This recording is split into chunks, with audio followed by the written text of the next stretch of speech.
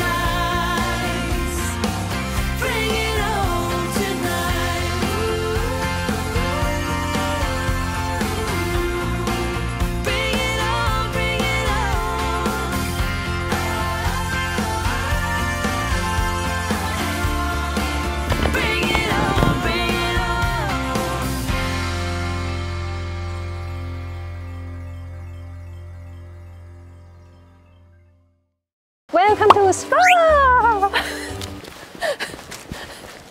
有 cameraman 真係好難啊，跟唔到我平時 vlog 嗰個 movement。嚟到呢一個 town 仔咧，就有啲似我哋嗰陣時去南極嘅時候咧，就係 Ushuaia 啦。咁如果你去 Svalbard 一啲 cruise 嘅話咧，就會係 Longyearbyen。我仲未讀得好好啊 ，Longyearbyen。咁呢個 town 仔其實都好有趣嘅，佢得2800幾個人嘅啫，所以係個極度之細嘅 town。睇到嘅時候，我完全唔覺得有2800幾個，覺得好似再少啲咁樣。唔係成日見到好多人喺條街嗰度咧，我好中意呢啲好似與世隔絕嘅 town 仔嘅。雖然啦話就話佢得2800幾個人，好細咁樣啦，但係你應有盡有，亦都係成個 Svalbard 入邊咧最大規模嘅一個 city 嚟㗎啦。通常呢啲咁近 wildlife 嘅 town 咧，佢都會有一啲好有趣嘅規矩係城市人咧係唔會有嘅。我哋咧逐樣去 explore 啦，同埋咧 explore 埋呢一個 town 咧到底有啲乜嘢睇。通常你去 cruise 之前，如果你留1晚2晚喺度 stand by 啦，到底有咩搞，有咩可以做嘅咧？而家呢一個都算係少少旺季啦，就係 summer 嚟嘅。咁所以雖然你見我着成咁樣啦，但係呢度講緊係1度2度咁樣嘅。當你出去 cruise 嘅時候咧，0度或者零下1度。冬天嘅話咧，啱先聽司機講咧係可以去到零下40度嘅。唔知點樣，唔知可以點樣喺呢度生存。如果最關心咧係我留喺度嘅話，到底係有啲咩食啦？但係雖然細細嘅 town 仔，我估唔到咧佢有一間泰國菜，亦都有一間日本菜。而個日本菜咧就係我哋間酒店嘅樓下咯。而呢間嘅泰國菜咧係真係泰國人開嘅咯，所以啲嘢都係好正宗嘅。周圍行下啦，睇下有啲咩睇，跟住逐樣話俾你知道有啲乜嘢你唔知嘅 fun fact 同埋規矩啦。Let's go！ 第一個必去嘅一定係 Svalbard Museum， 就係呢個外形咁特別，好似電影入邊唔知邊個總部嘅 building 啦。出發上 cruise 前一日去睇下係絕對值得嘅，因為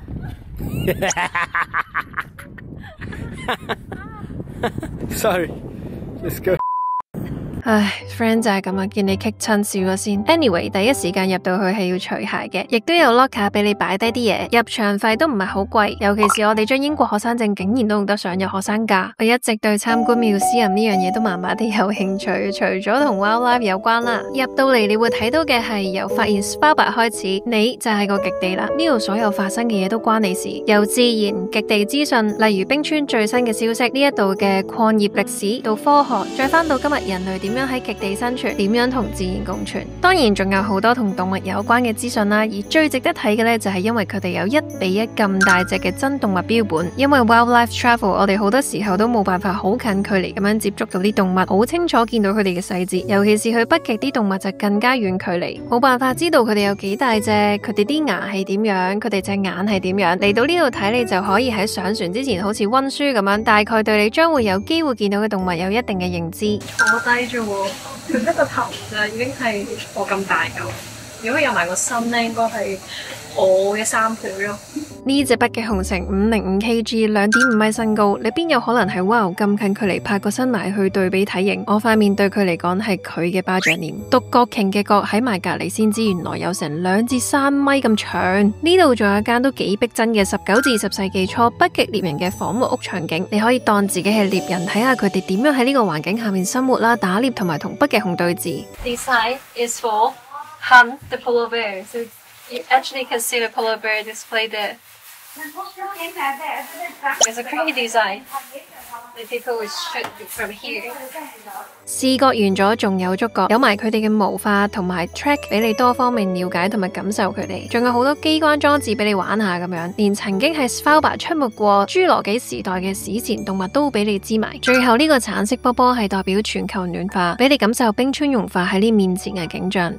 其實的確真係有啲震撼教育㗎。完晒成個館嘅參觀之後，唔好咁急走住啊，因為有啲紀念品係呢度先有得買嘅。成日咧硬係會有啲 friend 咧去親邊度，無論係非洲啊、南極啊嗰啲，都叫你拎啲沙啊、石啊。咁呢度咧就係已經有得買呢一個整好咗嘅磁石。佢呢度都會寫話係78度嘅 North 啦，15度嘅 East。咦，78度係一個咩概念咧？如果真係喺一個北極嗰個極點咧係90度，嚟緊個 cruise 咧就會最多去到80度啦。有一啲嘅 cruise 咧係真係去到90度嘅，真係喺個 pool 嗰度打個卡帶喺度 pool 咧，其實就冇咩 wildlife 冇咩動物睇嘅，真係睇 iceberg 睇景為主咁樣咯。買2個，同埋呢度仲有 postcard 同埋郵票買嘅，呢個郵票超靚，就算咧唔係寄 postcard 咧都值得要收藏。挪威呢個就算我唔係寄俾挪威咧，我都要買嚟收藏啦，係同呢一張一模一樣嘅，都係呢一個北極熊嘅 size 啦。如果喺歐洲嘅話咧，係得1隻北極熊嘅啫。如果咧係去全球嘅話咧，就有個 BB 啦，同埋阿媽咪寄俾啲 friend 都會好開心。同埋咧呢個 pin 咧就得呢一度先有得買嘅，出邊supermarket 嗰度都冇，所以有興趣咧，我覺得可以買 beluga 同埋買 polar bear 咯，勁精緻。bird 咧其實都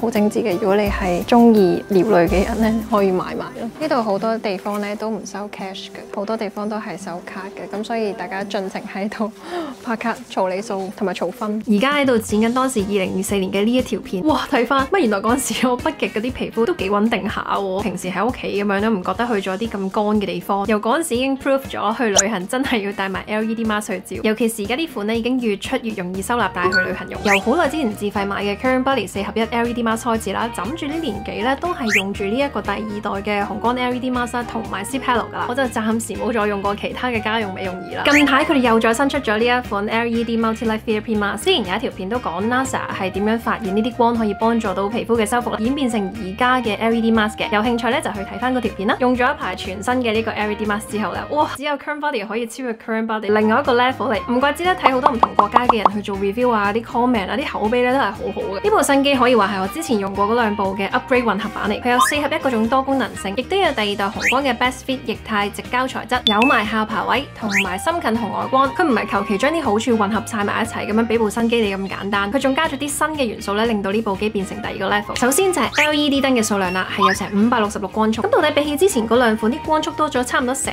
倍，係代表緊啲咩呢？就就係佢可以同時咁發出唔同嘅 LED 光，提升成個效果，全面咁樣覆蓋晒成塊面，包括埋嗰啲陰濕嘅死角位、鼻翼、額角、面側、下巴嗰啲位。新款幾乎已經齊集晒4合1嗰一款嘅光源啦，再加埋第2代先至有嘅深近紅外光，仲有埋抗抖藍光嗰隻 mask 先至有嘅藍光，完全就係 Avengers， 係咩都有晒，由痘痘到細紋，由暗沉到色素沉澱，甚至刺激骨膠原增生到抗衰老，一部機就可以解決晒好多皮膚上嘅問題。新款有成5個 mode 咁多，遙控都 upgrade 咗做 LED 顯示熒幕，可以清楚咁樣睇到你用緊咩 mode 啦，倒數緊啦，最緊要仲有幾多電。呢個新款我最常用咧就係抗抖、亮白同埋全方位嘅，我係8月去非洲帶團之前收到嘅，係咁用全方位，因為呢啲咩都有齊晒嘅 mode 咧就係懶人之選。帶完團之後都留咗喺香港一段時間做下 facial 咁樣恆常保養啦，跟住個 staff 都話啲皮膚算係咁，都仲係有彈性，都仲係好穩定。但係今次去完非洲係曬黑咗少少啫，咁所以一翻到嚟英國咧我就狂用亮白嗰個 mode 啦。而家係尚算均勻翻啦，如果你有睇到啲相咧，我戴 cap 冇個位，呢個位 OK， 但係呢度咧係黑咗啲，好似有個陰影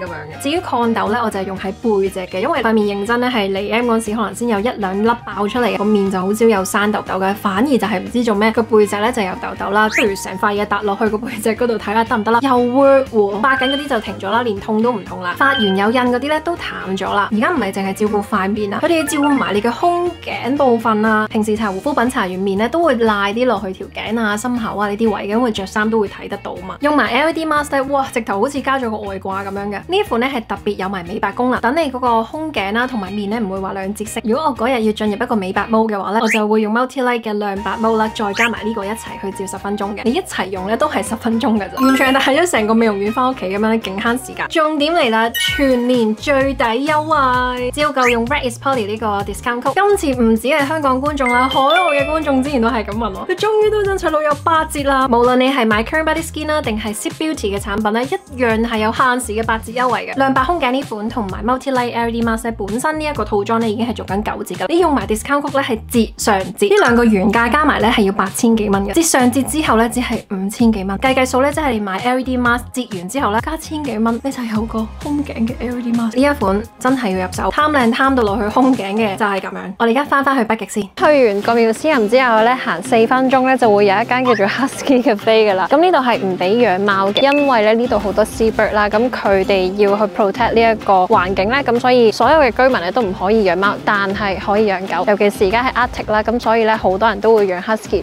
多到咧有個 Husky Cafe 啦。我唔係好有興趣嘅對呢啲動物嘅 cafe， 咁但係咧不妨咁近咧就行過去睇睇啦。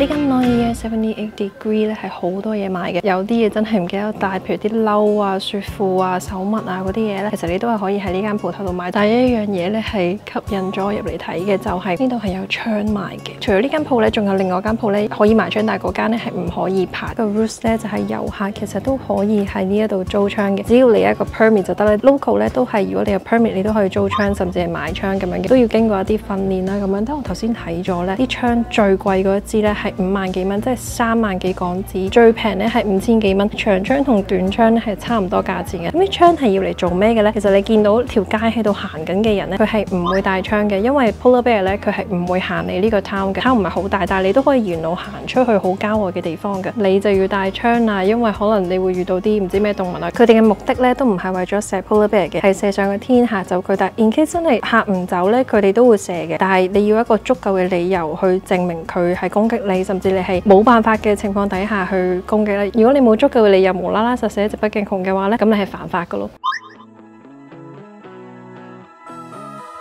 間 supermarket 咧今日係星期日啦，開3點嘅。我記得咧頭先3點之前咧超級多人行入去，係咁喺度拉到門，唔知點解。同埋咧係唔俾帶窗嘅。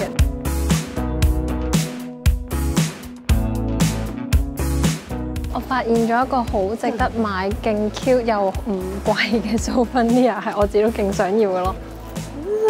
勁 Q 啊，咁細，29蚊，即係港紙21蚊左右啦。跟住就可以周圍送俾你啲 friend。最緊要呢啲係又唔壓訂啦，又有意思啦，跟住又好平啦。同好多準備要出去睇 wildlife 嘅細 town 一樣呢，其實喺個 town 你機會見到一啲野生動物噶啦。你見到 reindeer 喺你面前。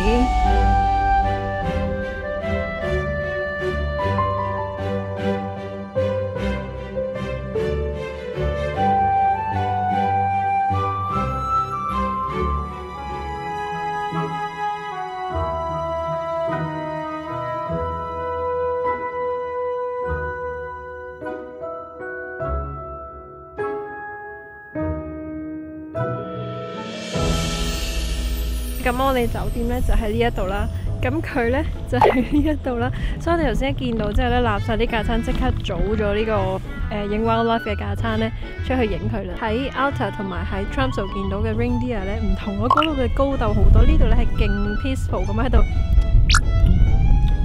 我哋喺呢度已經超過半個鐘，仲喺度影緊，但其實用唔晒啊咁多 footage。We don't have to spend 2 hours here, you know. You don't have to talk shit, you know. You know. It's enough. I wanna get close. 撤退咯，我哋因為成個 town 其實仲有好多嘢可以行㗎，雖然細細地啦，但係我哋唔會停留喺一隻 reindeer 嗰度。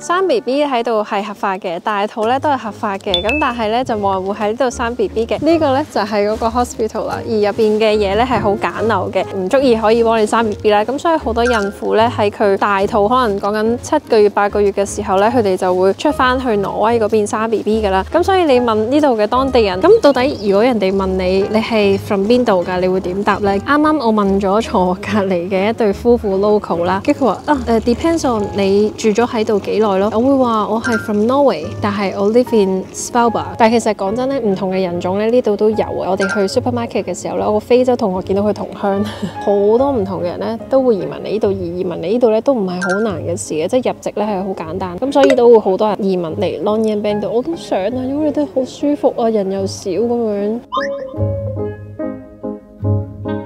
啱啱我 spot 到呢一度咧，呢啲屋全部都好靚啦。跟住我 spot 到呢個咁嘅嘢啦，我就問個 local 咩嚟㗎？全部都係 from 呢啲屋仔嘅，即係佢哋嘅信箱咧係唔係每家每戶咁樣嘅，係喺一個地方集中晒喺度咯。咁人哋要派信嘅時候就一次過派晒喺呢個屋仔入邊咯。兼且咧，如果佢哋要喺度等巴士嘅話咧，咁就可以入邊避風咯，就唔使喺度吹住風咁樣咯。因為呢度係一個永久嘅凍土啦，冬天嘅時候咧，呢度有雪啦，然後佢入邊開 heater 嘅話咧，係會令到個地啲雪係融晒嘅，咁所以佢哋全部嘅屋咧都會離晒地咁樣起嘅。除咗屋之外，啲店鋪全部都係離地嘅。如果你哋嚟嘅時候，你可以留意下呢個小細節啦。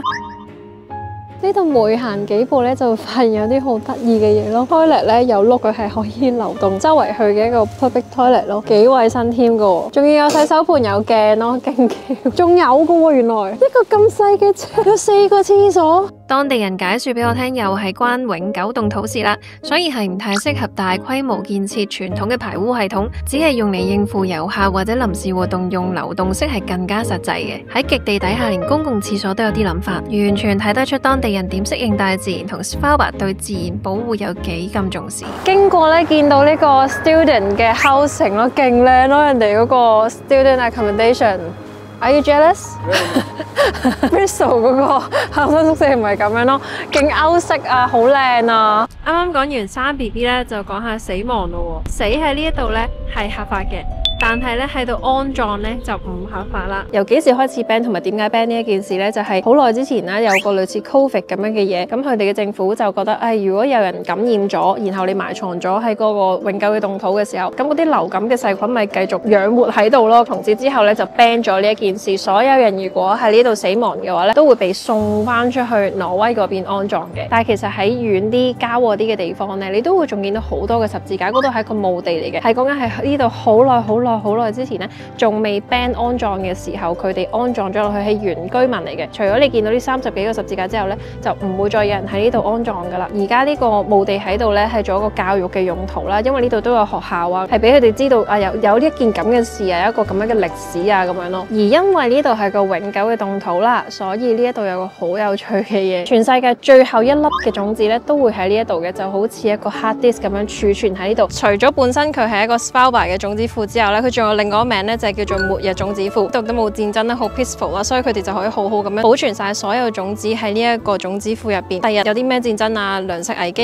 嘅時候咧，都唔使擔心有一日會冇嘢食咯。呢個種子庫入邊已經搜羅晒全球差唔多過100萬種唔同植物嘅種子。但係咧，唯一一樣嘢就係咧，佢係唔開放俾遊客嘅，都冇任何嘅 tour 可以入去參觀啦。只有可能佢哋嘅機構或者佢哋政府，甚至啲紀錄片咧，你先至會見到。你如果有興趣咧，你可以 search 下睇下佢入邊喺邊。我見過咧，就係一層層好似貨架咁樣，然後就裝住唔同嘅樣本咯。淨係嗰個種子庫都咁靚，呢度所有 building 都係咁靚。咁唔可以入去參觀啫，但係你可以好似我咁樣喺呢度影一張相啦。呢度係 OK 嘅，完全免費，係俾你咁樣喺度影張相。我嘅 tips 咧就係，因為我而家係走嗰一日嚟特登嚟拍翻噶啦。你係去機場之前咧，其實係順路嘅，所以你可以叫的士司機停喺呢度俾你10分鐘影下相啊，咁樣拍下片啊，跟住你先再去機場咧，就唔使特登去到 town 之後咧，然後又特登走翻出嚟呢一度咯。而到過嚟呢一邊咧，有個好神秘嘅 building 啦，都係好靚嘅。其實係呢一個嘢嘅 office 嚟嘅，佢哋去準備一啲 equipment 啊嘅時候咧，就係用呢一個咁樣嘅好靚嘅 building 仔。最正嘅係佢個窗咧係反射咗嗰啲雪山啦。我唔知係咪特登啦，定係設計，定係有任何嘅功效，因為冇任何嘅資訊寫喺呢一度，我都係估下。但係影相嘅時候係超級靚咯，勁似個 art piece。我要學下點樣去 manage 人類，我唔識啊。因為我自己一個咧，我就可以我做到幾夜都得啊嘛。我唔識得攰啊嘛，我又唔識得凍啊嘛，我又唔使理我自己噶嘛。但係咧，你又同人哋 work 嘅咧，你要理人哋攰唔攰啦，佢肚唔肚餓啦，佢凍唔凍啦，佢會唔會唔舒服啦。我會透過呢個 trip 去 explore 啊。每一集你都可以話俾我知，你睇唔睇到分別？使咗啲錢啦，使咗啲時間去培養啦，跟住咧同我講，冇分別，我覺得之前已經 OK 咯喎，睇唔到個分別。第一集就係咁啦，好啦，準備去上船啦，起程啦。